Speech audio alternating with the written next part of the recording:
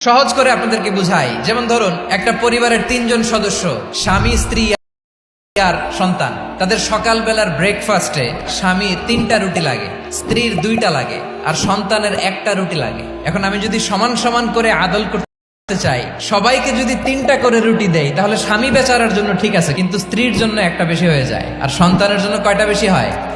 আচ্ছা, 2টা করে যদি সবাই রে দেয় সমান সমান নীতিতে, তাহলে স্ত্রীর জন্য, স্ত্রী বেচারির জন্য ঠিক আছে, কিন্তু স্বামীর কয়টা কম পড়ে? আর সন্তানের বেশি হয়ে যায় কয়টা?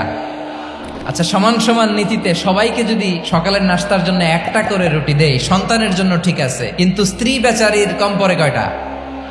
স্বামীর কম পড়ে কয়টা?